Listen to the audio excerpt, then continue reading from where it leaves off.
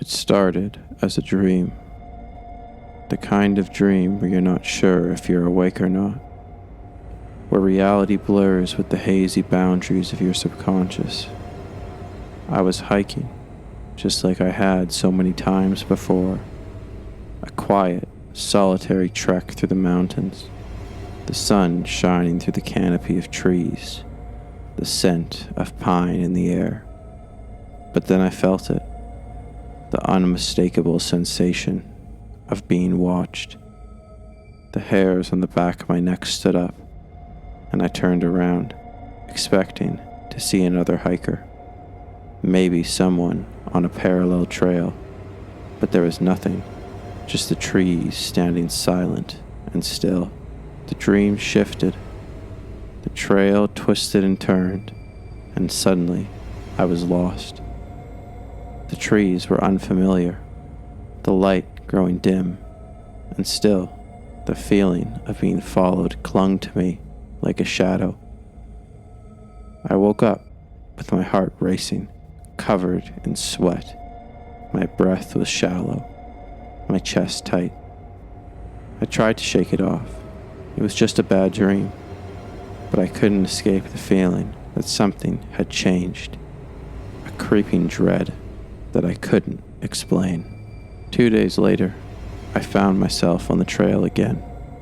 The same trail I'd walked countless times before. A path I knew like the back of my hand. I decided to do a solo hike, a chance to clear my mind, to escape the noise of the world. There was no one else around. At least, I thought there wouldn't be.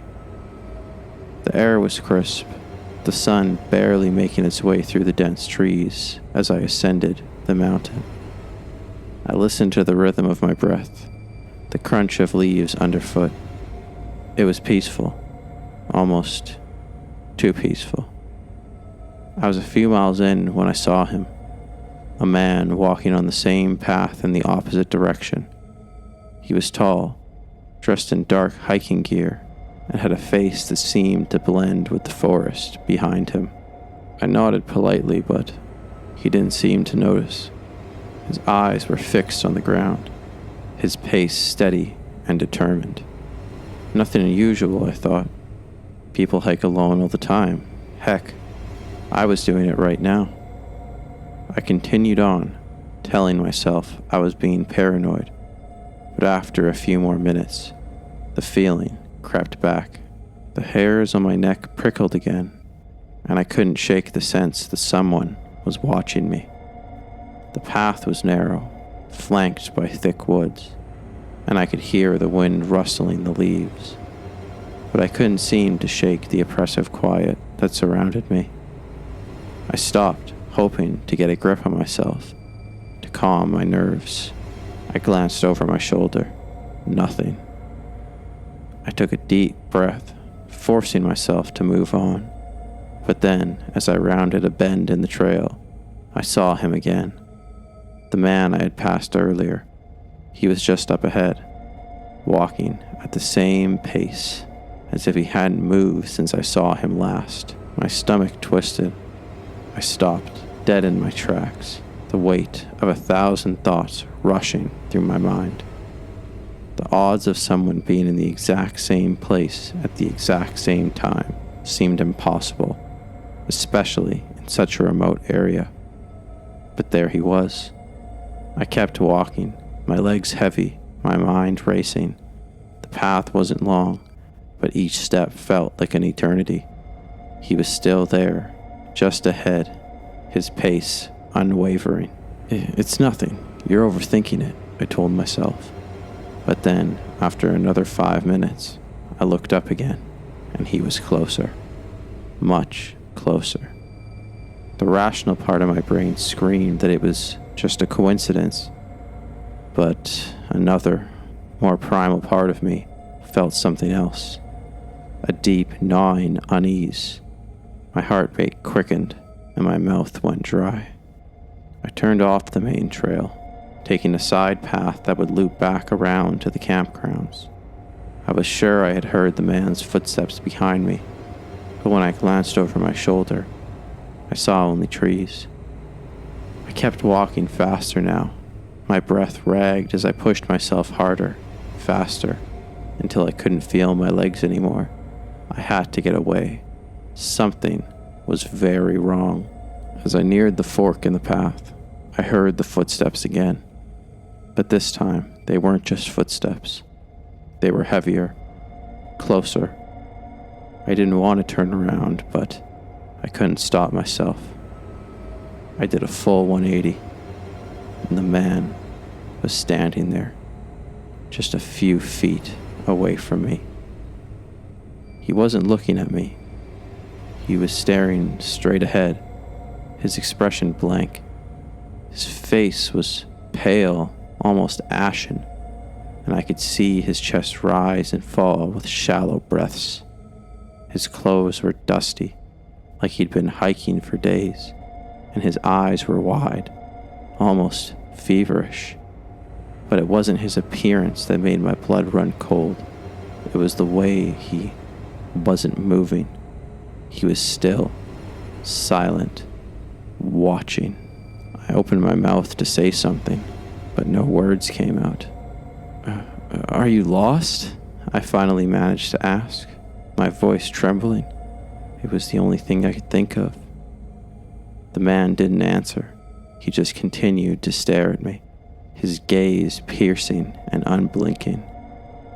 A gust of wind rustled the leaves, and the silence between us seemed to stretch longer than it ever should have. Then, without a single word, he turned around and started walking in the opposite direction.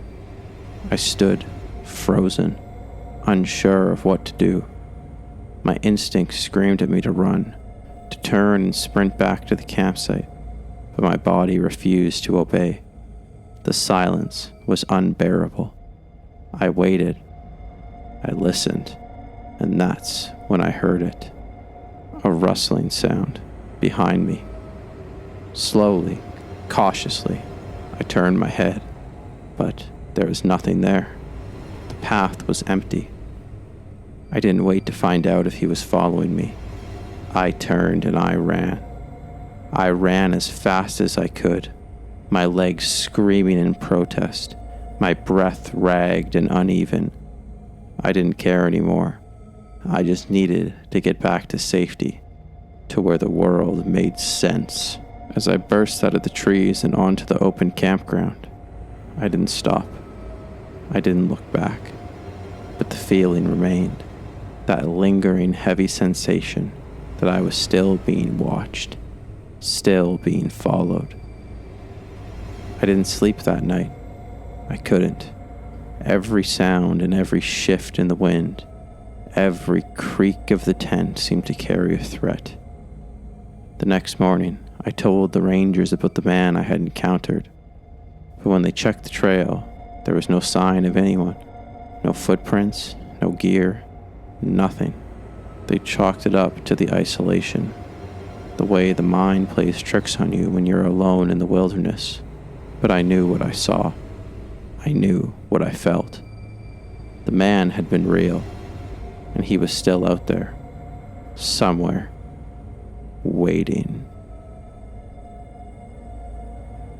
I've been hiking for years now. It's my escape, my therapy. The sound of boots crunching against the dirt trail, the air so crisp it stings my lungs, and the vast, untouched wilderness. It's always been my sanctuary. I've crossed hundreds of miles on trails that cut through dense forests and rocky ridges. I thought I knew the woods. I thought I was prepared for anything.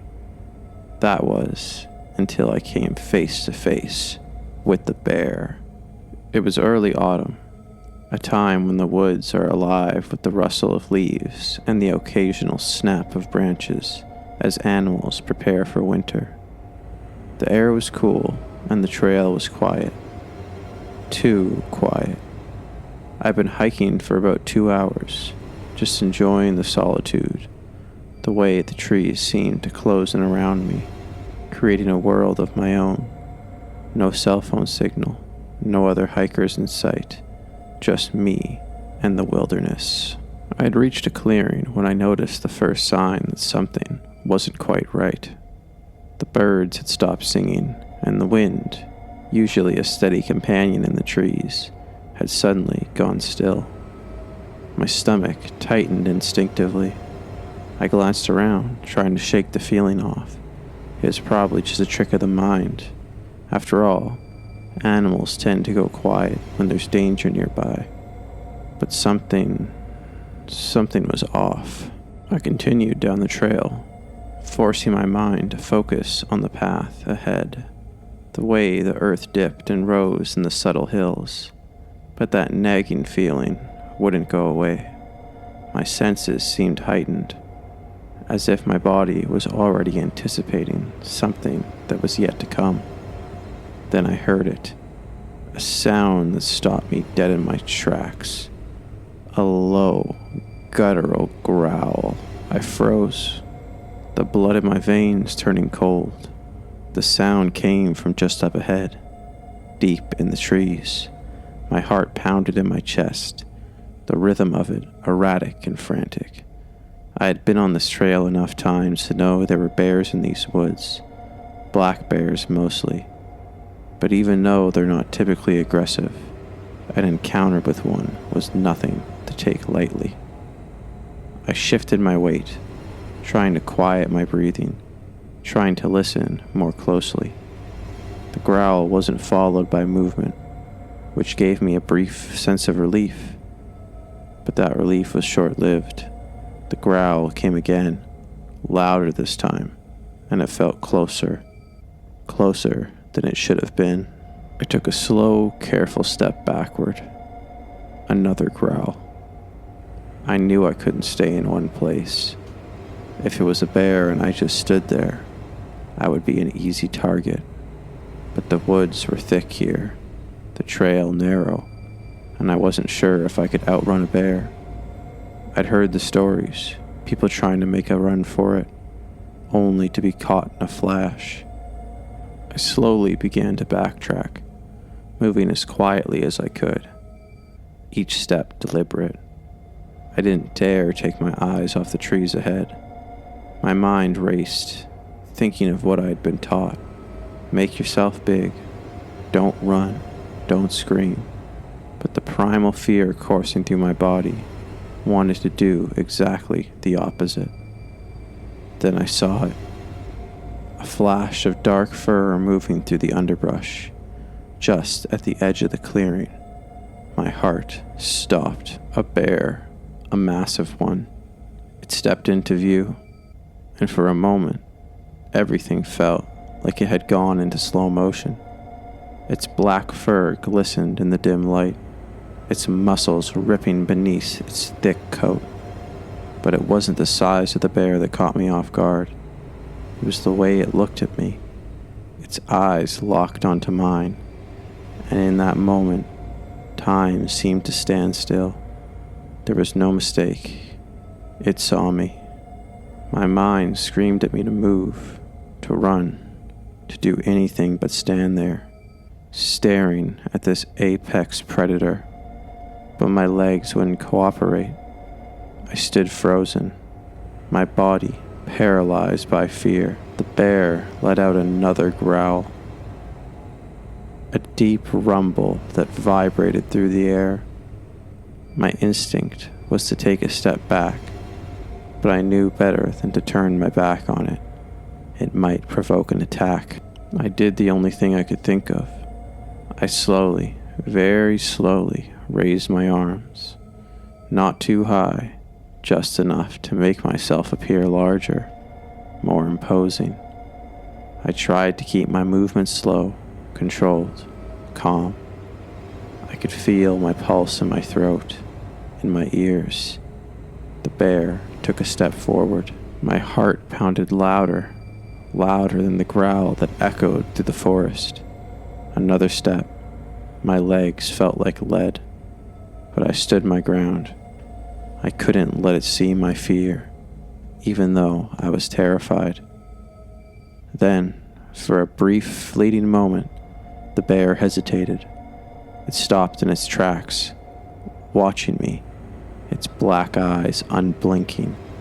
The tension in the air was thick. I held my breath. Every muscle in my body screamed to flee, but I forced myself to stay still. Seconds stretched into what felt like an eternity. And then, just as quickly as it had appeared, the bear turned. It walked back into the underbrush, the sound of its massive body crashing through the brush receding with each step. I exhaled slowly, the breath I'd been holding finally leaving my body, but I didn't move, not yet. I waited, my senses on high alert, listening to the quiet. The only sound now was the gentle rustling of the trees in the wind, but the silence didn't last long. The crack of a branch broke the stillness, and before I could react, the bear lunged from the trees, charging straight toward me. I didn't even have time to process what was happening before the ground beneath me shook with the impact of its heavy paws. The bear was on me in a flash, its eyes wild, teeth bared. I instinctively threw my arms out in front of me, a desperate attempt to shield myself, but it was already too late. The bear's roar split the air, and in that instant, I knew I was in grave danger.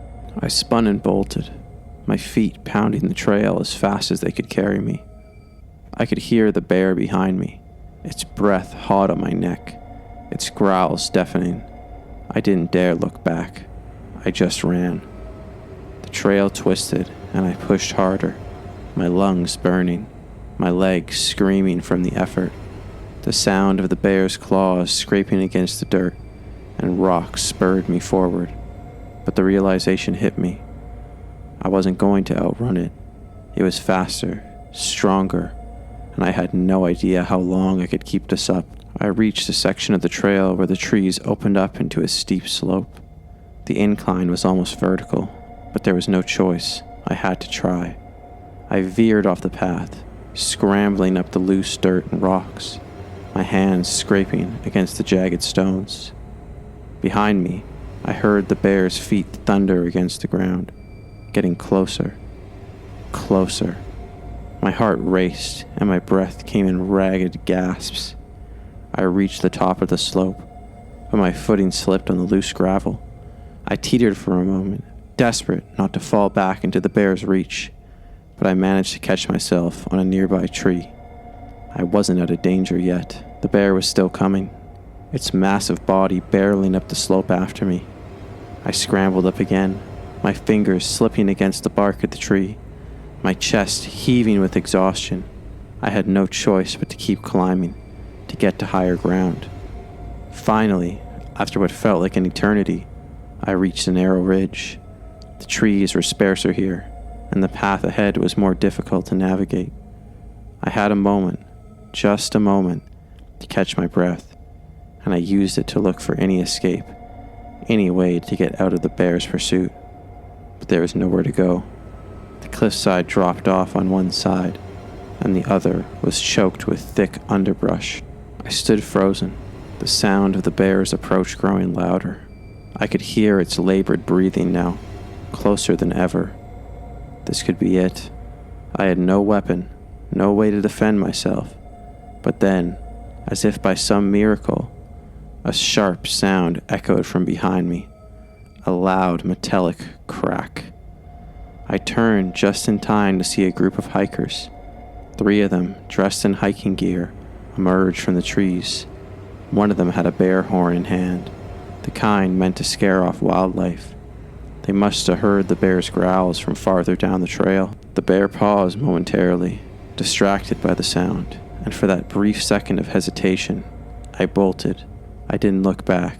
I didn't care. I just ran.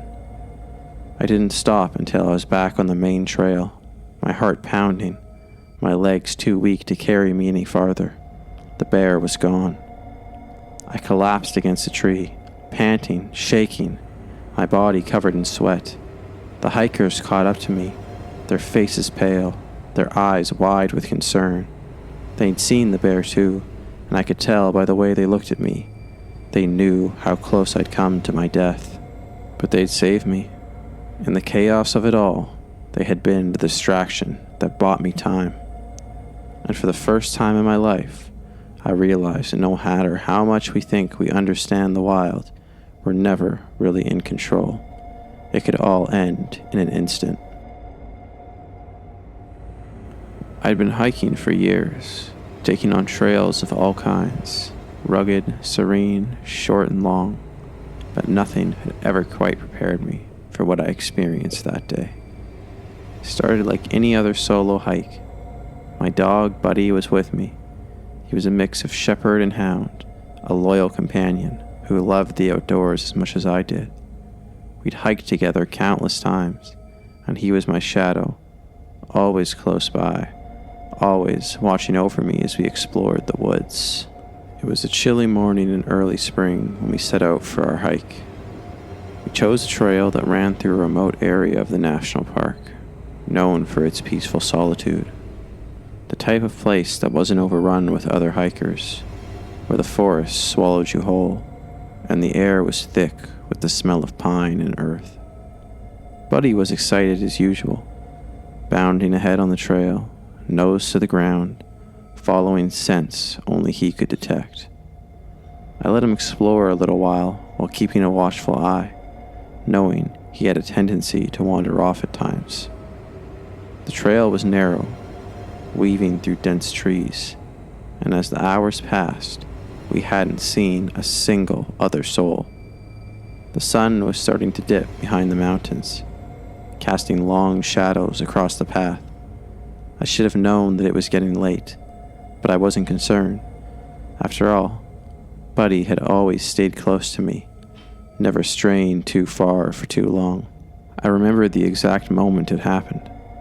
I'd stopped to take a drink of water and check the map when I noticed that Buddy, who had been a few paces ahead, was no longer in sight.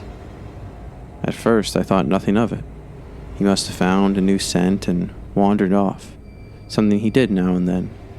I called out his name, lightly at first, and then with more urgency. The sound of my voice echoed back to me in the stillness, but there was no response. I started walking, calling out louder, my voice growing more strained with each passing second. It's strange, but the moment you realize you're alone in the woods, without the comforting presence of your dog, the world feels different, unnervingly different. I quickened my pace, calling Buddy's name as I moved deeper into the forest. My heart began to race. The woods, which moments ago had been calming and peaceful, now felt vast and unsettling. The sounds of the forest seemed distant, muffled like a dream. The only thing I could hear now was the pounding of my own heartbeat in my ears. I called him again. No answer. I moved faster now, panic creeping into my chest, suffocating me. I retraced our steps, looking behind trees, around rocks, shouting his name. My mind was spiraling. Had he gotten into trouble? Was he hurt? Was he lost? The sunlight was fading rapidly, and I started to panic in earnest. No, I thought. I couldn't lose him. I couldn't bear the thought of him being out there alone, vulnerable, without me. I spent hours searching, hours in the darkening woods. The air grew colder, and the sounds of the forest felt like they were closing in on me. I tried not to imagine the worst. Buddy hurt, possibly trapped or worse. I called for him until my voice was hoarse, until the fear in my chest felt suffocating. I had no choice but to start the long, painful walk back to the trailhead. My head was full of images of him alone, of something bad happening to him. I felt a hollow ache in my chest, the kind that comes when you think you've lost something or someone irreplaceable. The whole way back, I kept calling his name, hoping against hope that he'd hear me and come bounding out of the darkness like he always had. By the time I reached the trailhead, it was completely dark. I hadn't seen him anywhere. I was a mess of tears and panic, heartbroken and terrified. What was I supposed to do now? I couldn't bear the thought of going home without him. The worst thoughts flooded my mind. What if he was dead? What if he'd been hurt and I hadn't been able to find him in time? I spent the night in my car, unable to sleep. The minutes felt like hours. I couldn't stay still. I had to go back. I had to search again. But I was exhausted, physically and mentally. I knew it wasn't safe to venture out again in the dark, so I tried to get some sleep, even though every part of me was screaming to go back and to keep searching. When the sun rose, I set out again, this time with a renewed sense of determination.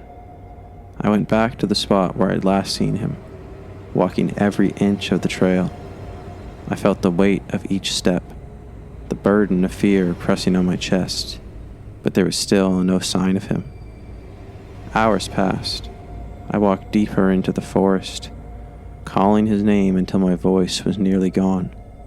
I was beginning to lose hope, my muscles sore, my mind clouded with panic. I'd been walking for what seemed like an eternity, heart sinking with each new stretch of trail I crossed, when I heard something, a sound that stopped me dead in my tracks, a faint, familiar whine. I froze. It couldn't be. I held my breath, straining to listen. There it was again, a soft, pitful whine. I turned my head, looking back into the woods, unsure where the sound was coming from, and then, through the thick underbrush, I saw him. Buddy! My heart leapt in my chest, and I took off running toward him, pushing through the trees and undergrowth, ignoring the branches that scraped at my skin. When I finally saw him, my breath caught in my throat. He was sitting there, looking up at me with those wide, trusting eyes. His tail was wagging weakly, and he let out a low bark when he saw me. Buddy looked thin, his fur matted with dirt and twigs. He was panting heavily, his paws scraped and bloody. It was clear he had been through something, but he was alive. He was there. My heart flooded with relief, and tears welled up in my eyes. I rushed to him, kneeling down, my hands shaking as I stroked his fur. "Buddy," I whispered, my voice breaking. "I thought I lost you." He whined again, pressing his head against my chest. I could feel the warmth of his body, and I knew in that moment that I'd never let him out of my sight again. I tried to piece together what had happened, how he'd gotten so far from the trail, why he hadn't come when I called, but there were no answers. Buddy had wandered off, most likely following a scent, and I couldn't say how long he'd been lost. We made our way back to the trailhead together, and though I was exhausted, I didn't care. All that mattered was that Buddy was with me again. I couldn't stop checking on him, making sure he was all right. His injuries, though not life-threatening, had taken their toll on him. I took him to the vet the moment we got home, where they confirmed that while he was dehydrated and battered, he would be fine. That hike will always haunt me. The feeling of losing something so dear, the overwhelming fear that I would never see Buddy again, but the relief I felt when I found him, when I held him again, was a reminder of just how precious life is. I'll never take it for granted again. Not for me, and not for Buddy. We've hiked many trails since then, and I always keep a close eye on him. Not out of fear, but out of a deep appreciation for what we've been through together. It was supposed to be a simple weekend hike. My friends and I had planned it for weeks, an escape from the constant noise of the city. We'd chosen a secluded trail that we'd all read about in a hiking magazine, one that was deep in the woods, away from the crowds and the distractions of modern life, a place where we could reconnect with nature, breathe in the fresh air, and forget about everything else for a while. I'd hiked before, plenty of times, and so had my friends. We were all experienced, used to the unpredictability of the outdoors. But this trip was different. It wasn't the trail or the wilderness, or even the weather. It was me. I didn't realize it at the time, but this hike would push me into something darker, something I couldn't control. It would change everything. We started the hike early on a Friday morning, the sun just rising over the horizon. The forest smelt of pine, the ground beneath us soft and damp from the previous night's rain. The trail was narrow but well marked, winding through the dense trees and ferns. There were 4 of us, my best friends, Sarah, Mark, and Dan, and me. We were all excited, laughing and joking as we hiked up the steep incline. But by the time we reached the first resting point, I noticed something strange. I couldn't shake the feeling that I was being watched. At first, I brushed it off as just nerves. After all, we were in the woods, and there was no telling what kind of wildlife might be around. But the sensation persisted, growing stronger with each passing minute. My heart began to race, and I couldn't seem to catch my breath. "Hey, are you all right?" Sarah asked, noticing my discomfort. "I'm fine," I said, trying to calm myself. But even as the words left my mouth, I knew they weren't true. Something was wrong, and I couldn't put my finger on it. We took a break for a few minutes, refueling with snacks and water. But as we continued, the unease in me only grew. Every rustle in the bushes, every snap of a twig made me jump. I kept looking over my shoulder, convinced that something or someone was following us. The others seemed oblivious to my growing paranoia. Mark and Dan were ahead, joking and laughing, while Sarah kept pace beside me, her eyes occasionally flicking towards me with a look of concern. I tried to ignore the fear that was creeping up on me, but it was getting harder. The more I focused on it, the more intense it became. As the hours passed, I began to feel disoriented, like I was losing track of time. The trail seemed to stretch on forever, and the trees were starting to look the same. I couldn't tell where we were anymore. The world around me started to blur, the edges of reality becoming fuzzy.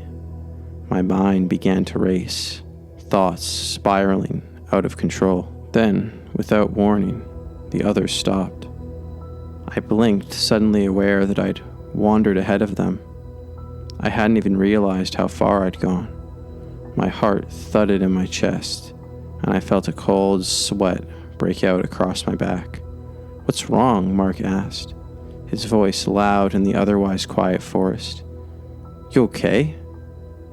I opened my mouth to speak, but the words didn't come out. Instead, a chill ran down my spine, and I realized with horrifying clarity that the feeling of being watched had only intensified. It wasn't just a feeling anymore. It was real. "I need to keep moving," I muttered, more to myself than to them. "Hey, hold on. We should stick together," Sarah said, her voice gently coaxing. But I couldn't listen. I couldn't stay still. The urge to move was overwhelming. My eyes darted around the trees, expecting to see someone, something, lurking in the shadows. Without saying another word, I turned and began walking briskly down the trail, my legs moving faster than they should have. I heard the others calling my name, but their voices seemed distant, muffled, like they were coming from underwater. I couldn't make sense of their words. I had to go. I had to escape whatever was chasing me. The trail curved sharply, and I barely noticed when I veered off the main path. I was no longer aware of where I was going. My breath came in ragged gasps, and my vision started to blur. The trees around me closed in, casting long, twisted shadows that seemed to stretch out towards me like fingers. My thoughts were jumbled, fragmented, and fear gripped me like a vice. And then I heard it.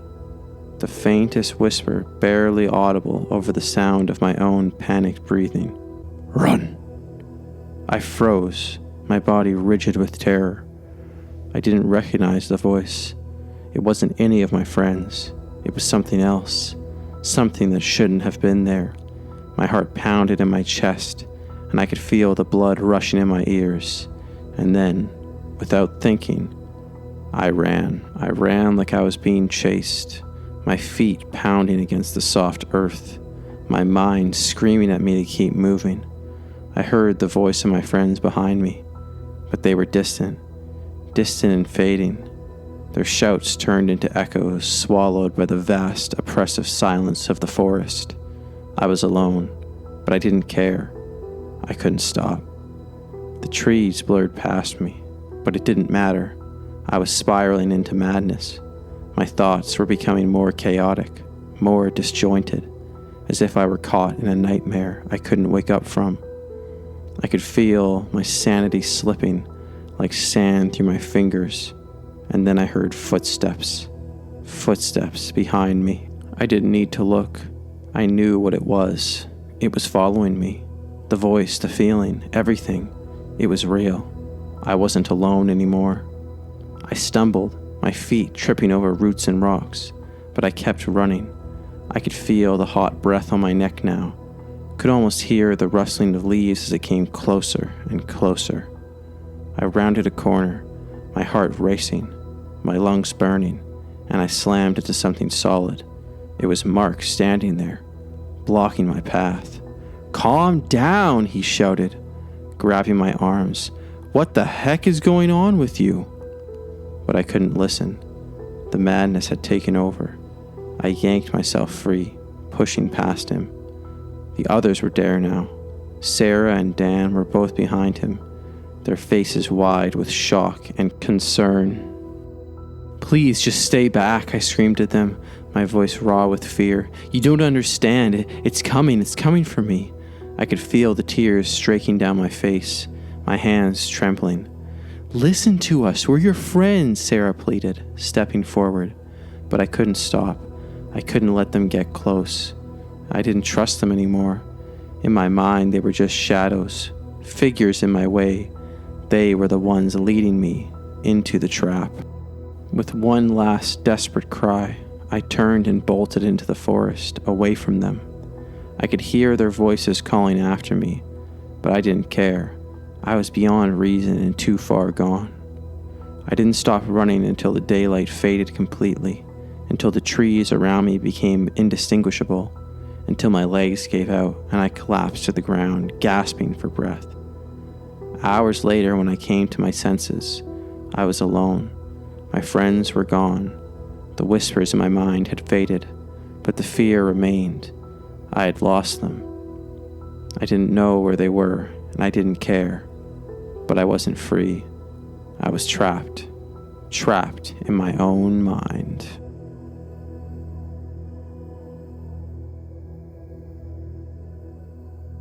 It started out like any other trip, an escape from the mundane city life, a chance to clear our minds, breathe fresh air, and bond with old friends. I should have known things weren't going according to plan the moment we hit the trail.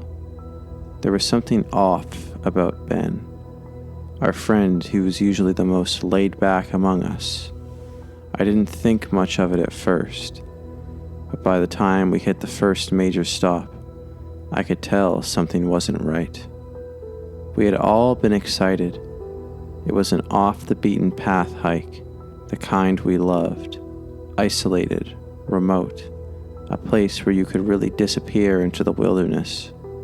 The weather was perfect, crisp and clear, and everything seemed to be aligning for the perfect weekend. Mark, Ben, Dan, and I were all experienced hikers. We'd done this kind of thing before, and the first day had been nothing unusual. But then that night, that's when everything started to unravel. We made camp in a small clearing, the forest darkening around us. The fire crackled in the center, throwing warm light on our faces as we ate dinner. But Ben, he wasn't acting like himself. He was jittery, eyes darting around the shadows of the trees, like he was searching for something or someone. At first, I thought it was just nerves. We were in a remote part of the wilderness, after all. But when I looked closer, I saw it wasn't just nerves. It was fear. Fear that something irrational, as though there was something out there, something lurking just beyond the firelight. "Ben, are you okay?" I asked him gently, trying to hide my concern. He was my best friend, and seeing him like this made me feel uneasy. He shook his head, his voice a little too shaky. "I'm fine, just tired, I guess." But it wasn't just that. He wasn't fine. I saw the look in his eyes. When he glanced over his shoulder, the way his hands twitched as if he was expecting something to come out of the darkness, I tried to ignore it, hoping it was just the stress of being so far into the woods. But the feeling that something was off kept growing. Later that night, after the others had gone to bed, I lay awake in my tent, listening to the sounds of the forest around us. The rustling of the wind through the trees, the occasional snap of a twig. Nothing unusual, but still, something felt wrong. I couldn't put my finger on it, but the air felt thick, heavy. Then I heard it. Footsteps, soft but unmistakable. They were just outside my tent. My breath caught in my throat. Was it Ben? I told myself it had to be. Maybe he was just being paranoid and he needed someone to talk to. I unzipped the tent quietly, poking my head out into the night air. I looked around. Nothing. No Ben. The footsteps stopped. I felt the chill creep down my spine. I shrugged it off as my mind playing tricks on me, but I couldn't shake the feeling that someone or something was watching. I tried to go back to sleep, but the anxiety kept me awake, my heart thudding in my chest. It was hours before I finally dozed off. The next morning we were packing up camp, ready to continue our hike, but Ben was acting even stranger. He barely spoke, his eyes wide, constantly scanning the trees. When I asked if he was all right, he mumbled something I couldn't quite hear. Mark and Dan didn't seem to notice. They were too caught up in the excitement of the trail ahead. But I couldn't ignore the growing sense of dread that was hanging over Ben like a storm cloud. I kept my distance, but I could see he was unraveling. We all noticed it. Eventually, he kept checking over his shoulder, stopping suddenly as though hearing something that wasn't there. It was hard to tell what was happening. Was he just stressed? Or was it something more? By midday, it was clear that Ben wasn't himself. He was jumpy, twitchy, and more withdrawn. The light-hearted chatter from earlier had turned into awkward silence. As we trekked deeper into the forest, the air thickened and the trees grew denser. The sunlight filtered through in patches, casting long, sharp shadows across the path. "Ben, you need to pull it together," Mark said, his voice hardening with concern as he slowed his pace to walk alongside Ben. "You're freaking us out, man. We're all just getting tired, but you're being paranoid." Ben looked at him with wide, wild eyes, his lips trembling. You don't understand," he said, almost to himself, then added louder. "They're out there. I can feel them. They're following us." "Who?" I asked, trying to calm him down. "Who's following us?" But Ben didn't answer. He just kept looking over his shoulder, muttering to himself. That's when I realized it wasn't just that he was scared. It was that he was convinced something was out there. Something was after him. His grip on reality was starting to slip. And that's when everything started to go wrong. It was that night, after we had set up camp again. Ben's behavior had escalated. He was agitated, pacing around the clearing, whispering to himself. None of us were sleeping. We all sat in a circle by the fire, trying to talk to him, to calm him down, but he was becoming increasingly erratic. Suddenly, Ben stood up abruptly, his eyes wide with terror. "They're here. I have to stop them. I have to protect us." Before any of us could react, he ran off into the woods, disappearing into the darkness. We stood there in shock, not knowing what to do. "Ben!" Mark called, but there was no answer. The tension was unbearable, but we had no choice but to follow him. Dan grabbed a flashlight, and we ventured into the woods, calling for him. The forest was dense, the shadows swallowing up the beams of light from our flashlights. I could feel my heart racing, every snap of a twig underfoot sending waves of anxiety through me. And then we heard it. A scream, Ben's voice shrill with panic. "Ben!" I shouted, running towards the sound. We pushed through the underbrush, our breaths ragged, the flashlight beams flickering in the distance. We were getting closer, and then suddenly I saw him. Ben standing in the middle of a small clearing. But something was wrong. His eyes were wide, wild, and unblinking, and in his hand was a large rock raised high above his head. "Ben, stop!" I screamed, my heart pounding in my chest. "It's us! It's me, Sarah!" But he didn't respond. His gaze locked onto me, his expression twisted with madness.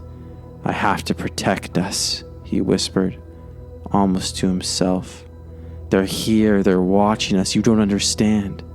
Before I could react, he lunged. I barely had time to react, ducking out of the way just in time. The rock crashed to the ground where I had been standing only seconds before. "Ben, stop!" Mark shouted. "We're your friends. You're not thinking straight." But Ben was beyond reason. He was consumed by whatever terror had taken hold of him. I could see it in his eyes. He was gone. There was nothing left of the Ben I knew, just fear and madness. He swung the rock again, this time aiming for Mark. Mark barely dodged, and the rock hit the ground with a sickening thud. I screamed. My mind was spinning. We had to stop him. Dan lunged at Ben, trying to tackle him to the ground. But Ben was stronger than I'd ever seen him. The two of them struggled in the dark, the sound of grunts and the scuffle filling the night air. I didn't know what to do. I felt like everything was moving in slow motion, like I was trapped in some kind of nightmare. Finally, Mark and I managed to overpower him, pinning Ben to the ground.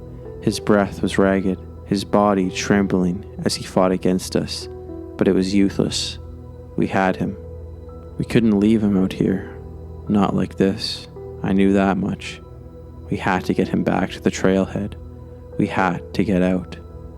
As we hiked back to the campsite, I kept looking over my shoulder, half expecting to see someone following us. Ben had snapped, but I couldn't shake the feeling that something else was at play. We made it back to the trailhead by morning, exhausted and shaken, but all I could think of was how close we had come to losing everything. Ben wasn't the same anymore. He had changed that night in a way I couldn't fully explain, and neither were we. I'm not sure exactly what I was thinking when I decided to hike alone. There's something about the solitude of the mountains that calls to me. Maybe it's the escape, or maybe it's just the sense of losing myself in the vast wilderness. Either way, I needed it. A break from the world, from everything. So, I packed my gear, loaded up on provisions, and set off on a trail I had read about online. A remote route in the backcountry, known for its stunning views and complete isolation. Perfect, right? The first few days were beautiful. The trail was challenging, but rewarding, and the solitude was everything I had hoped for. I didn't see a single person, no hikers, no tourists, not even a ranger, just the sound of my boots crunching against the dirt path, the rustling of leaves in the trees, and the occasional cry of a distant bird. But on the fourth day, something changed. I was about 6 miles off the marked trail when I realized I'd veered off course. My map was outdated, the trail markers were unclear, and I'd wandered into unfamiliar territory. No big deal. I'd figured I'd just turn back, retrace my steps, and get back to the main trail. The thought of turning around didn't faze me. In fact, the idea of exploring a little deeper felt exhilarating. I stumbled upon a narrow, overgrown path that didn't show up on the map. It looked like it hadn't been used in years. At least, that's what I thought at first. The vegetation was thick, the trees twisted, and the air was thick with the scent of damp earth. But curiosity pushed me forward, and I followed the path, thinking I'd find something interesting or just a new place to explore. As the light began to fade, I found myself deeper into the forest. Then I realized the trees were getting denser and the air cooler. I checked my GPS. No signal. Great. The sinking feeling began to settle into my stomach. It wasn't panic, not yet, but it was the start of something unsettling. And then I heard it, the sound of movement, something just off the trail. I froze. It wasn't the normal sounds of the forest. It wasn't an animal. It was footsteps, slow, deliberate steps, like someone or something was walking along the edge of the path, just out of sight. I took a deep breath, trying to reassure myself that it was nothing. It could have been a deer or maybe another hiker. But when I heard the footsteps again, closer this time, I knew that wasn't the case. There was something off about the way it moved, like it was trying to remain undetected, but not quite succeeding. I started walking faster, hoping to get out of whatever this was. The forest seemed to close in on me, and the air grew heavier with each step. I needed to get back to camp before dark, but that feeling, the feeling of being watched, never left. The footsteps continued, always behind me, always a little too close for comfort. By the time the sun dipped behind the horizon, I knew I was lost. The path had disappeared into a tangle of undergrowth, and all I could see was the faint outline of trees around me. The forest had swallowed me whole, and that's when I saw them. At first, it was just a shadow moving between the trees. My heart skipped a beat. I stopped dead in my tracks, trying to focus on the figure I'd seen. My eyes scanned the dark, but I couldn't make out any details. Then, slowly, they emerged. At least 5 or 6 figures dressed in dark, ragged clothing that blended into the darkness of the forest. They moved silently, their feet barely making a sound as they glided toward me.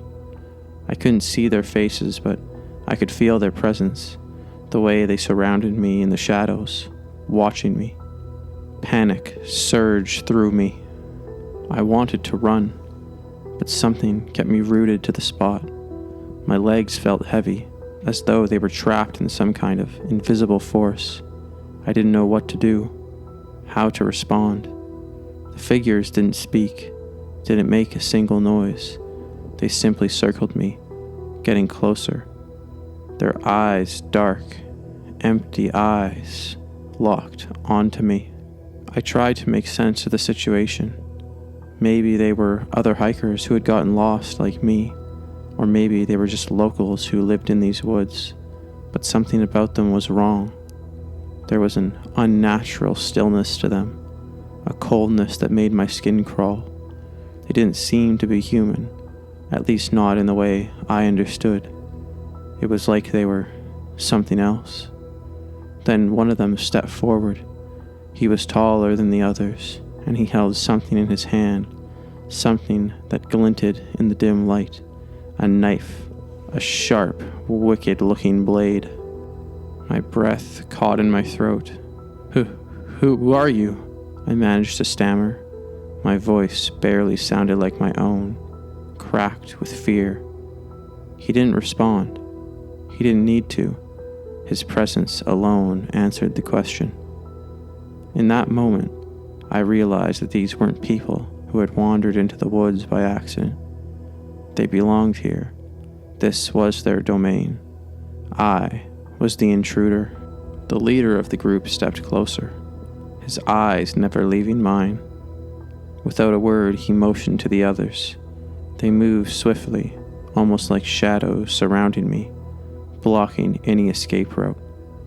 I backed up, my hands trembling. I didn't know what to do. Should I fight? Should I run? I didn't know the rules of this place, didn't understand what these people wanted. The leader then spoke, his voice low and gravelly. "You're lost," he said. "You shouldn't be here." The words were like ice running through my veins. He knew I wasn't from around here, knew that I had stumbled into their territory. My thoughts were racing.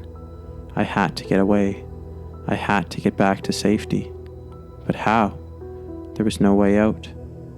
And then, to my horror, they began to move in closer, their eyes burning with an intensity that made my skin crawl.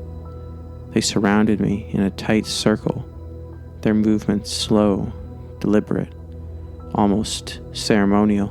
I could feel the heat of their gaze on me, could feel their eyes piercing into my soul. There was something ancient, something primal about the way they moved, like they were part of the forest itself. I couldn't shake the feeling that they were watching me for a reason, not because they wanted to help, but because they saw me as something lesser, something to be studied, something to be taken. I felt my body tense, my fight or flight instincts kicking in. I had no choice. I turned and ran, sprinting through the dense trees, my heart pounding in my chest. The sound of their footsteps followed me, but this time it wasn't slow. It was a chase.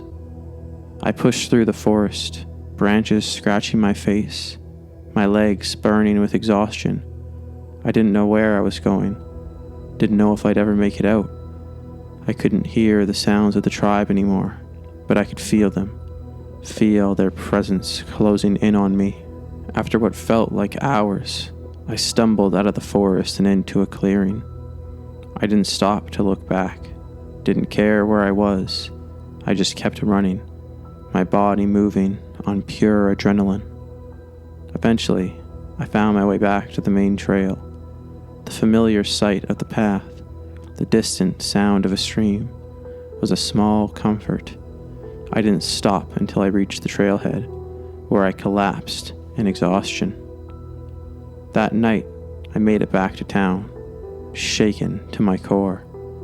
I couldn't stop thinking about them, their eyes, their stillness, their presence in the woods. I couldn't explain what I had encountered, but I knew one thing for sure. Whatever it wasn't fully human. The woods are full of secrets, and some secrets are better left untouched.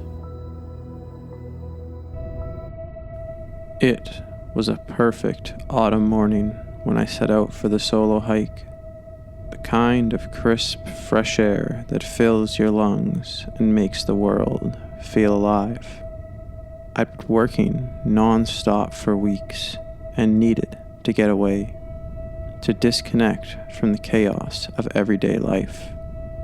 Hiking was my escape, my way of finding peace. This trail was one I'd been eyeing for a while. Tucked away in a quiet corner of the mountains, I knew it wasn't heavily trafficked, which was exactly what I wanted. A remote path far from the crowds. I started early, the trail quiet and serene as I trekked deeper into the woods. The sounds of my boots crunching against the dry leaves was the only noise, and the smell of pine and earth was thick in the air. The forest around me was thick with trees, their branches stretching out above to block much of the sunlight, creating an eerie calm. For the first hour or so, I didn't see a single soul. It was just me and the endless stretch of wilderness. But as I made my way through a particularly dense patch of forest, something caught my eye. A figure. At first, I thought it might be a hiker like me, taking a break or resting. But as I got closer, I realized something was wrong. A man was lying on the trail, his body sprawled awkwardly against a tree, his clothes torn and dirty. He didn't move a muscle. I stopped, my heart racing. I hadn't seen anyone on the trail for hours, and the area was so remote that it was hard to imagine someone else being out here, let alone in this condition. His clothes are ragged, covered in dirt and what looked like dried blood. His face was pale, and his eyes were shut tight, his breathing shallow. For a moment, I just stood there, frozen, unsure of what to do. My mind immediately began to race. Was this some kind of trap, or had he been attacked? I approached cautiously, my instincts telling me to be careful. It wasn't uncommon to hear stories about people faking distress to lure in unsuspecting hikers, or worse, criminals using the isolation of the mountains to their advantage. But then I noticed the way his body looked, pale, trembling, as though he had been out here for days. I knelt beside him, checking his pulse. It was weak but steady. He was alive. That much was clear. I felt a rush of relief, but also a deep unease. Who was he? How had he gotten here? And why was he so disoriented? "Hey," I said, shaking his shoulder gently. Can you hear me?" There was no response. I tried again, shaking him a little harder. Still nothing. I checked his bag. Nothing of value. It was a small, cheap backpack, half open with a few granola bars, empty water bottle, and some dirty clothes. No identification, no phone. I could feel my stomach knot with unease. I didn't know this person, and I certainly wasn't equipped to help someone in this kind of state. But I couldn't just leave him here. Not like this. I grabbed my water bottle and splashed a bit of water on his face, hoping to rouse him. Finally, his eyes fluttered open, though they seemed unfocused, glassy and distant. He blinked, then let out a weak groan, his lips trembling as if he had trouble speaking. Who are you?" he asked in a hoarse whisper, his voice barely audible. "I'm just a hiker," I said, trying to sound reassuring. "I found you lying here. You've been out here for a while, haven't you?" His eyes scanned the forest around us, and his body tensed as if he were listening for something. He looked over his shoulder, his face turning pale as he mumbled, "They're coming. They're close. I can hear them." I froze. Who's coming?" I asked, my voice barely above a whisper. "Who's out here?" He didn't respond immediately. Instead, he just kept looking over his shoulder, his eyes darting around in every direction, scanning the trees with frantic intensity. His breath grew shallow, and he started mumbling to himself, his words barely coherent. "They've been following me for days. They won't stop." The air around us seemed to grow thicker, heavier. My pulse quickened. Was he hallucinating? Or was there some truth to what he was saying? I tried to calm him down, my hands reaching out instinctively to steady him. But as soon as I touched his arm, he jerked away with a suddenness that shocked me. "No!" he gasped, his voice panicked. They'll hear you. They'll know you're here. We have to go. We have to move now. I didn't know what to do. Was this man just suffering from dehydration or exhaustion? Or was there really something out there? Something that he was so terrified of? My head spun with uncertainty, but I knew one thing for sure. I couldn't leave him alone. Not like this. Okay, calm down, I said, trying to keep my voice steady, though my own anxiety was beginning to rise. I'll help you out, but we need to stay calm. Who's following you? What's going on? He looked at me with wild eyes, as if seeing something I couldn't. They won't stop, he muttered, his voice barely audible. They're too close. I heard them talking. They're coming for me. Something about his words struck me deeply, a chill running down my spine. The way he spoke, it wasn't the ramblings of someone who had simply gotten lost or confused. There was a genuine fear in his voice, a kind of terror that made my skin crawl. As much as I tried to rationalize it, my gut was telling me something wasn't right. Just listen, I said, kneeling down beside him. I need you to focus. I'm not leaving you here. We'll figure this out. Just tell me what happened. Who's following you? He swallowed hard, his hands shaking as he gripped my arm. A group. I didn't know who they were at first, but they found me. They've been tracking me ever since. I don't know how, but they're out here. I can hear them. They've been watching me for days. My stomach dropped. This wasn't just paranoia. This wasn't just some lost hiker's hallucination. This man had been hunted by people.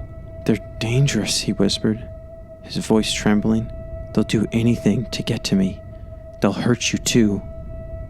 I stood up, the urgency of the situation sinking in. My mind raced. If a group of people was actually out here following him, it meant there was a real threat. And now that I had become part of this situation, I was in danger too. We need to get moving, I said quickly. Can you stand? He nodded weakly, but when he tried to rise, his legs gave out beneath him. I caught him just in time, my arm wrapping around his waist to support him. His body felt frail, weak from what could only be days of exposure, dehydration, and fear. We began to move, slowly at first, but the further we went, the more frantic he became. Every few minutes he would look over his shoulder, his face stricken with terror. Every sound, the rustle of leaves, the snap of a twig underfoot, seemed to send him into a panic. They're getting closer, he hissed. I can hear them. They know we're here. We have to go faster. My heart raced as I scanned the forest around us. The air felt different now, charged, like something was lurking just out of sight. I couldn't shake the feeling that we weren't alone. As we pushed forward, I began to hear the sounds he described, a faint crunching of footsteps in the distance, barely audible but unmistakable. It sent a cold shiver through me. Someone or something was out there, following us. With my heart pounding in my chest, I quickened my pace, trying to keep him moving, trying to stay one step ahead of whatever was coming. But the sounds seemed to get louder, closer, until it was clear we weren't just being followed. We were being hunted. I didn't know who they were. I didn't know what they wanted, but I knew one thing for sure. We couldn't outrun them. The rest of the trek back was a blur. I remember the panic, the fear that grew in my chest with every step. But somehow, we managed to make it back to the main trail, where we finally encountered a group of other hikers. They were shocked to see us, but I didn't have the luxury of explaining. I was just relieved to see other people, to know we weren't alone anymore. We never saw the group that had been following us. When I tried to report it to the authorities, I was met with skepticism. They thought the man had been lost, disoriented, maybe suffering from exhaustion or heat stroke. There was no sign of anyone else on the trail, no evidence. But I knew what I had heard, and I knew what had happened out there. The man eventually recovered. He told me that he had been fleeing a dangerous group who had been after him for days, tracking him through the wilderness. I never learned who they were or why they were after him, but the encounter left me with a deep sense of unease that still lingers to this day. Now every time I hike alone, or even with a group, I can't shake the feeling that I'm being watched, that I'm not truly alone in the wilderness, and I wonder if one day I might run into those people again. It was supposed to be an ordinary hike. My friend Jessica and I had been planning it for weeks. A weekend getaway to get some fresh air and stretch our legs after months of working from home. The trail was supposed to be peaceful. Just a few hours in the woods, the kind of hike that would clear our minds. We started early that Saturday morning, the sun just beginning to rise over the mountains, casting a warm glow over the landscape. The air was crisp, the kind of coolness that made you feel alive. We were both excited, chatting about everything and nothing as we walked through the dense trees, the sound of our boots crunching on the dirt trail, the only noise that broke the quiet. We were deep in the woods, far away from the nearest town or road, but it didn't feel like we were isolated. It felt peaceful and safe. At least, that's how it felt until we took a wrong turn. We'd stopped for a water break, sitting on a large rock near the side of the trail. It was a beautiful spot, the kind of place where you think, yeah, I could stay here forever. We were only halfway through our hike, so we hadn't been there long. But when we packed up to leave, I noticed something off in the distance, something strange in the trees, like a large dark path on the bark of a nearby oak. "Hey, Jessica," I said, pointing to it. "What's that?" She squinted in the direction I was pointing. "Is that a nest? Looks like a beehive or something." I was about to respond when I felt a sudden, sharp sting on my neck. The pain shot through me like electricity. I swatted at it instinctively, and the sting burned like fire. "Oh, what the heck?" I gasped, brushing the area where the sting was. But then another hit my arm, then my leg, and like a wave, it was everywhere. "Run!" I screamed, already moving before I realized what was happening. We didn't need any further explanation. We didn't need to look at each other to know what was happening. Something had disturbed the nest, and now a swarm of wasps was furious, chasing us with a vengeance. The sound of their buzzing filled the air, a deafening, relentless hum. I could feel the air around me vibrating, like it was alive, like the very atmosphere was buzzing with aggression. I was panicking, my heart racing as I sprinted down the trail, hearing Jessica's frantic footsteps behind me. But every time I tried to duck into the trees for cover, the swarm followed.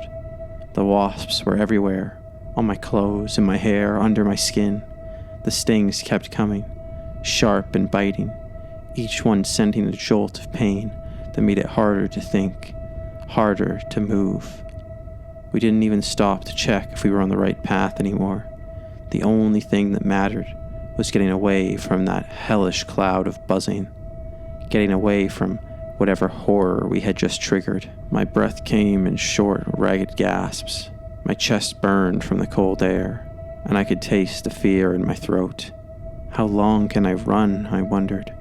How far do we have to go? I looked over my shoulder, my vision blurring from the pain and panic. All I could see were the wasps, their dark bodies swarming in a thick mass, like a storm cloud coming for us. "Jessica, move!" I shouted, but I couldn't hear her response over the roar of the wasps. She was behind me, her breath also coming in quick, sharp gasps. The trail was narrowing now, the trees thicker, but I couldn't see any way out. We weren't on a marked trail anymore, just a faint path that had become harder to navigate with every step. And still the wasps kept coming. We tried waving them off, but they were relentless. They stung us again and again, the pain building until I could barely focus on anything other than the torment. Then suddenly, I felt a sharp tug on my ankle. I stumbled, falling to the ground, my hand scraping against the rough dirt as I tried to catch myself. "Help!" I screamed, but no one could hear us. No one was out here. I pushed myself up, but the moment I tried to stand, the pain from my leg hit me like a punch. I looked down and saw my ankle swollen and bruised. Something had grabbed me, a branch or I didn't know, but the wasps didn't care. They kept attacking.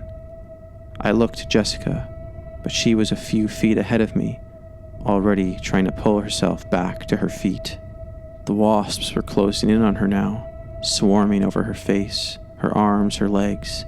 She was hitting herself, slapping at the air, but it was like the swarm was always one step ahead, always there, always attacking. I shouted her name again, crawling toward her, dragging my injured leg behind me. But before I could reach her, I saw her stumble, her body jerking as she tried to move faster. The wasps had her now, too many of them. Her face was swollen from stings, and she was choking on the pain and panic. "Jessica!" I cried out, reaching for her. But as I closed the distance, I realized I was too far behind, too late. Her movement slowed, and I saw her collapse onto the ground, swarmed by the vicious cloud of wasps. I froze for a second, my heart racing, unsure of what to do. I couldn't even think straight. The wasps were still around me, buzzing angrily, stinging me at every turn. My vision blurred again from the pain. The thought of running, of trying to get her, felt impossible now. But then, something in my gut kicked in. I had to get us out of there. We couldn't die in that scenario. I forced myself up, ignoring the searing pain in my ankle, dragging myself towards Jessica. I could hear her gasping for breath now, her hands swatting weakly at the air. Her face was unrecognizable, swollen and covered in stings. I didn't even know if she was conscious anymore. I reached her, struggling to hold my own weight, but I managed to get her side. I grabbed her arm and pulled her, trying to drag her away from the swarm. The wasps were relentless.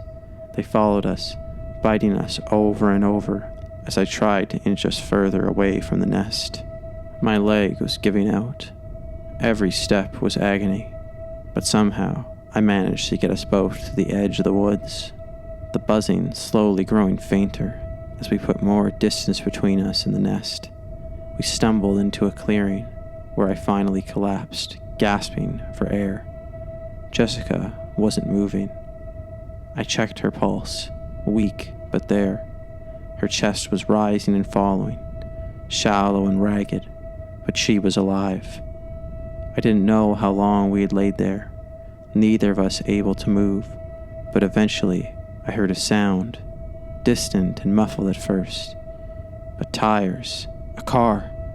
Someone had found us. We were lucky. A hiker from another group had been passing by and heard us screaming, and they managed to radio for help. It was hours before we got out of the woods.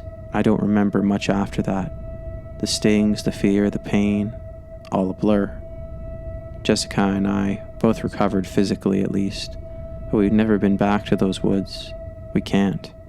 Every time I close my eyes, I hear that buzzing. Every time I feel the sting of a mosquito or a fly, I tense up.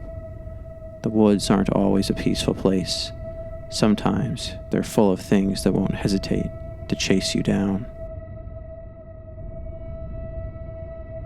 It was supposed to be a peaceful solo hike. Just me in the mountains, trying to clear my head. I'd been cooped up for days, the stress from work piling up, and I thought a few hours of solitude in the wilderness would help. The weather was perfect that day, sunny with a crisp chill in the air, the kind of day that makes you want to be outside. I parked my truck at the trailhead, grabbed my gear, and set off. The first part of the hike was easy, just a steady incline through the pines and along a creek that cut through the valley. The sound of running water was calming, the quiet broken only by the crunch of my boots on the dirt path. It was serene, almost therapeutic. I'd done this hike before. It was a popular route, a well-worn path just twisted up the mountain for a couple of miles before reaching a small plateau. From there you could see the whole valley laid out beneath you, the distant peaks blanketed in snow. I made it halfway up the trail when I decided to take a break. I found a flat rock and sat down to catch my breath, taking in the view. That's when I heard it. At first, it was just a slight rustling in the brush. I thought it was a deer or maybe a rabbit, something harmless. But then the sound came again, closer this time, and it didn't sound like any animal I'd heard before. There was an eerie stillness to it, as if the woods had suddenly gone quiet to make way for something else. I froze. My heart rate picked up. Something didn't feel right. I scanned the area, looking through the trees and underbrush, but I didn't see anything. The hairs on the back of my neck stood up. That's when I saw it. Just beyond the line of trees, a shadow moving. At first, I thought it was a trick of the light, but then it stepped into the open. A cougar. I froze completely, my body stiffening. The big cat stood about 30 yards away, just watching me. It was crouched low to the ground, its muscles ripping beneath its tawny coat. Its eyes, those yellow, predatory eyes, locked onto mine. My breath hitched in my chest, my brain screaming at me to move, to run, but my body wouldn't respond. The cougar didn't move at first, just stood there sizing me up. I could hear my own heart pounding in my ears, the silence around us so thick it felt like I was suffocating. I tried to remain calm, but every instinct I had was telling me that this was bad, that this was a situation I should not be in. I'd heard about cougar encounters. I knew the basics. Don't turn your back, make yourself look bigger, don't run. But in that moment, all the things I had read about seemed irrelevant. It felt like time had stopped, like everything around us had paused, and there was just me and this massive predator in the middle of the mountains.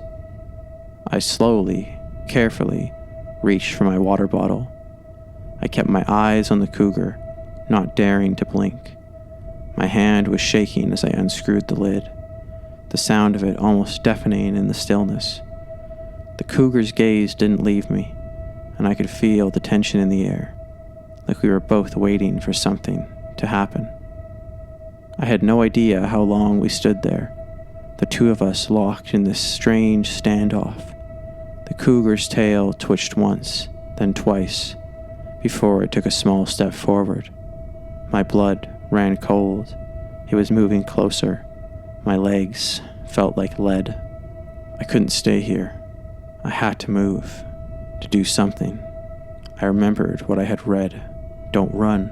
But I was already backing away, my eyes still fixed on the cougar, my body moving on autopilot. I had to get out of there, had to do as much as possible to get a distance between us. The moment I took a step back, the cougar moved, its muscles coiling and then uncoiling in a fluid, terrifying motion. It was as if it had been waiting for me to make a move. Don't run. I turned slowly, fighting every instinct to bolt, and started to walk backward. I kept my eyes on the cougar, every step deliberate, every moment calculated. My feet stumbled over the rocks, my heart thudding in my chest, but I didn't dare look away. The cougar stayed with me, its eyes never leaving mine. its movements smooth and predatory. I don't know how long we stayed like that, me backing away and the cougar following, but eventually I reached a part of the trail where the trees thinned out. I could see a stretch of open land ahead. I dared to glance over my shoulder for a split second, and that was enough for the cougar to spring into action. In an instant, it closed the gap.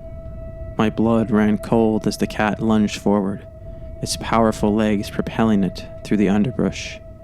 The sound of its paws hitting the ground was like thunder, and for a brief moment, I thought it was all over.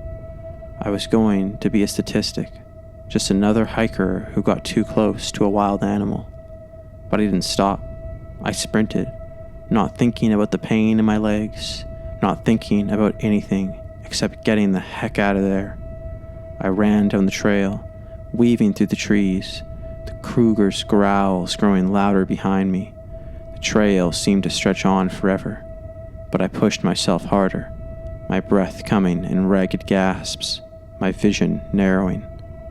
I don't know how I didn't trip or fall, but somehow I kept running, kept pushing my body until I reached the clearing where I had started my hike. I didn't stop. I didn't even slow down. I didn't dare look behind me, but I could feel the cougar still somewhere in the distance, watching me, waiting for a chance to strike. When I finally reached my truck, I didn't even hesitate. I slammed the truck door behind me, breathless and shaking as I fumbled for the keys. I couldn't get them in fast enough.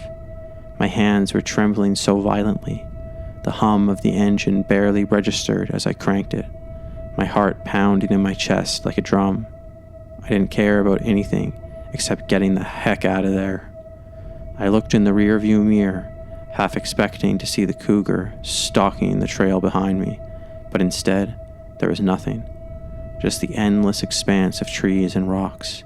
I breathed out a shaky sigh of relief, but it didn't last long. As I shifted the truck into drive, I heard it. A loud, sudden thud, followed by the unmistakable screech of claws on metal. I froze, my foot hovering over the gas pedal. My heart skipped a beat. There was no mistaking it. The cougar had jumped onto my truck. Its powerful body slammed into the side of the vehicle with a force that made the entire truck shudder. The thud echoed in my ears as I looked out the side window and saw the massive cat's eyes glowing with hunger and rage just inches from me. It was perched on the side of the truck, like it had been waiting for me to start driving. In a flash, the cougar let out a terrifying roar and lunged. Its claws raked down the side of the truck, leaving deep scratches in the middle. The truck jerked under the impact as I floored the gas pedal, desperately trying to get away. The truck lurched forward, tires spinning on gravel, as I careened down the trail, kicking up dirt and rocks. I could see the cougar's body slam into the back of the truck as it dug its claws into the tailgate. Its breath was heavy, loud, and just as I glanced in the rearview mirror again, I saw its eyes gleaming with fury. Now, it was chasing me. Panic surged through me. I pushed the truck harder, the engine roaring as I tore down the narrow mountain road. The trees blurred on either side, but the cougar was still there, not far behind. I could hear it growling, scratching, its paws thudding against the truck's frame with every leap. It was relentless, a shadow of death clinging to my vehicle. My mind was racing. I have to lose it. I have to outrun it. I took a sharp turn, my hands gripping the steering wheel so tight my knuckles were white. The tires screeched, the truck slipping on the loose gravel as I tried to control the speed. The cougar slammed against the truck again, harder this time, and I could feel the vehicle swerve under the weight of it. I risked a glance in the rearview mirror and saw it still coming, just as fast. The thing was nearly on top of me. It was closing in. My heart hammered in my chest, and I forced my foot down harder on the gas, the engine screaming in protest. The truck surged forward, but the cougar was right there, right behind me. Its claws were scraping against the back bumper, and I could hear its heavy breathing like a freight train. I made another wild turn, swerving to avoid a massive rock in the middle of the road, my tires screeching as I fought to keep control. My hands were slick with sweat, and every muscle in my body was screaming at me to stay calm, to stay focused, but panic was winning. The cougar was just too close. I could see the cliff edge up ahead, the jagged rocks dropping off into nothingness. I had no choice. I had to make it to that corner and pray to God I could outmaneuver it. My brain screamed slow down, but there was no time for that. The cougar was right there, its eyes fixed on me with unrelenting determination. I hit the curve, the truck swaying violently as I turned hard, and then, without warning, the cougar leapt. I saw it happen in slow motion. It launched itself off the back of the truck, claws scraping against the tailgate. As it shot into the air, coming straight for the cab, I screamed, my heart in my throat, but there was nothing I could do. The cougar slammed into the side of the truck again, but this time it was too much. The impact knocked it off balance. It flailed in midair, its powerful body twisting in the wind as the truck swerved around the corner. The cliff edge so close, I could feel my stomach drop. And then, in one horrible final moment, the cougar lost its grip. It slid off the side of the truck with a terrifying screech, tumbling through the air, its body twisting before it disappeared over the cliff. I heard the distant thud of it hitting the rocks below, but I couldn't look. I didn't want to look.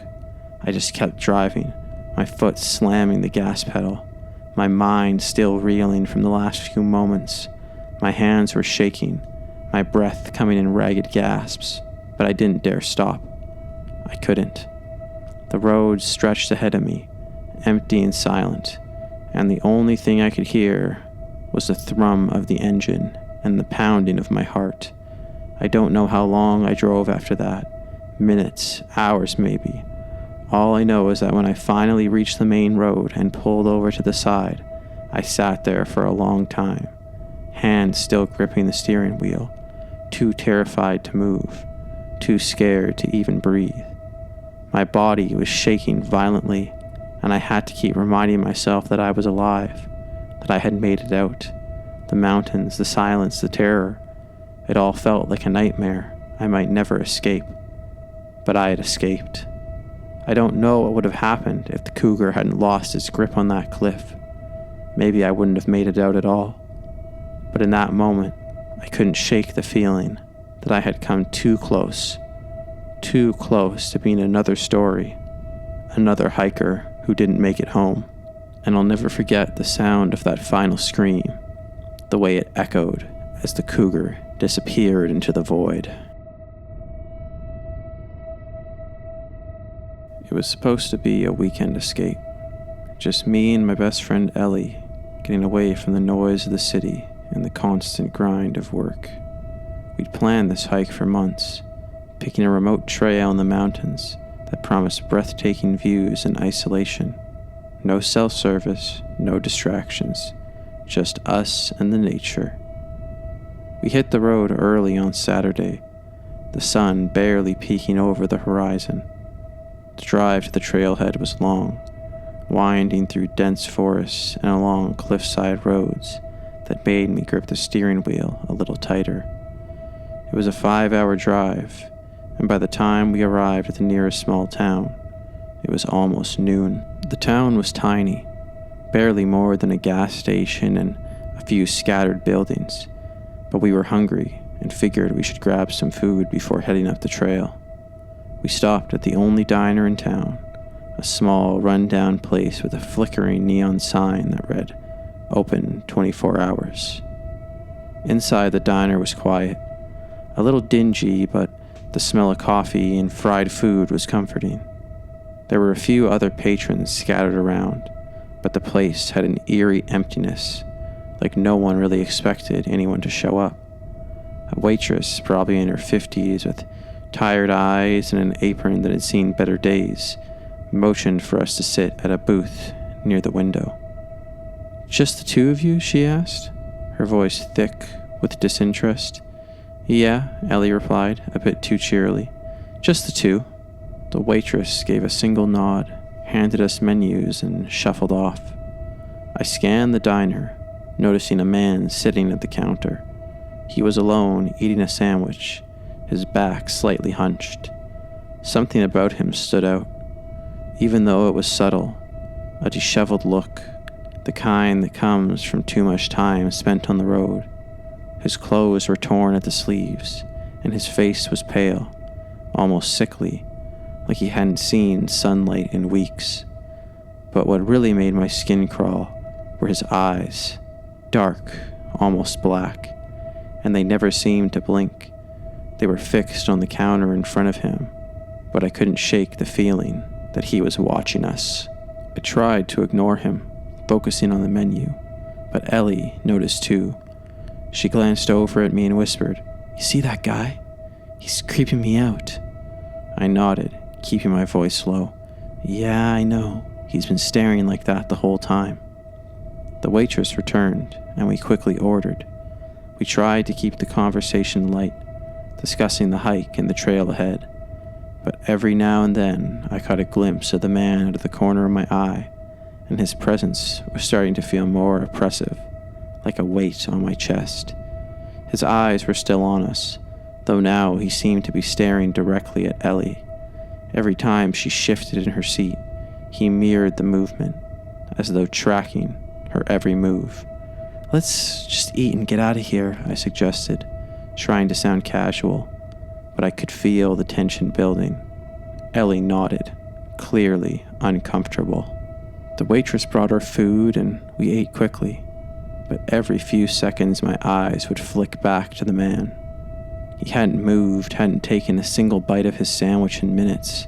His gaze never wavered from us, and it was starting to feel like a game, like he was waiting for us to do something. The air in the diner seemed thicker, heavier, and the normal hum of a small-town diner felt more suffocating. Just as we finished up, the man stood, his movements unnervingly slow. He walked past our booth, his gaze still locked on us, and for a moment, I thought he was going to say something, maybe ask if we were tourists or something like that, but he didn't. He just kept walking, heading for the door, his footsteps almost echoing in the quiet diner.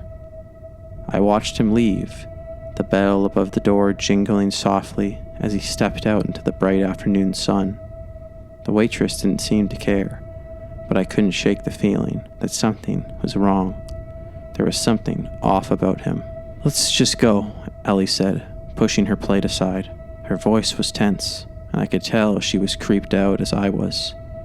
We paid our bill and left the diner quickly, eager to start our hike and put that weird interaction behind us. The sun was high in the sky, the air crisp with the promise of a good day ahead. We threw our packs on and started up the trail, trying to shake off the strange feeling that had settled in my chest. The path wound through the thick trees, the silence around us almost deafening. We didn't talk much at first, both of us lost in the rhythm of our steps and the beauty of the woods. But as we continued, something strange began to happen. I started to feel like we were being watched again. The feeling crept up slowly at first, just the hairs on the back of my neck standing on end, but soon it was overwhelming. I kept glancing over my shoulder, half expecting to see someone behind us, but each time the trail was empty. Still, the sensation gnawed at me. We hadn't passed anyone else since we left the parking lot. Ellie must have felt it too, because she suddenly stopped, turning to me with a confused look. "Do you hear that?" I paused, listening intently. The forest was silent, except for the occasional rustle of leaves in the breeze. But then I heard it, the sound of footsteps, quick and deliberate, crunching against the dried leaves. My stomach stopped. "Someone's behind us," I whispered, my voice tight. Ellie's eyes widened. It's probably another hiker, right? I nodded, but the unease in my gut wouldn't go away. I glanced over my shoulder and froze. There, at the edge of the trail, staring just inside the tree line, was the man from the diner. He was watching us. His eyes were fixed on us, unblinking. That same eerie intensity in his gaze. He wasn't moving, just standing there in the shadows, barely visible, like he was trying to stay hidden, but couldn't help but stare. I froze. My heart raced. I wasn't sure what to do, whether to keep walking, to confront him, or to just run. But before I could decide, Ellie grabbed my arm. We need to go, now. I didn't hesitate. We turned and started walking faster, but I could hear the man's footsteps following us, slow at first, but then picking up speed, matching our pace. Every time I glanced behind me, I saw him a little closer, his face partially hidden by the trees. My breath quickened and panic began to rise in my chest. He's following us, I gasped. Ellie looked at me, fear evident in her eyes. What do we do now? We kept walking faster, now almost running, but every time we pushed ahead, the sound of his footsteps got louder. I could feel my heart pounding in my throat. It was impossible to tell how far back he was, but I knew one thing for sure. He was still there, and he wasn't stopping. The trees around us grew thicker, the trail steeper, and with each step, I felt more and more trapped. The woods seemed endless, and there was nowhere to go but forward.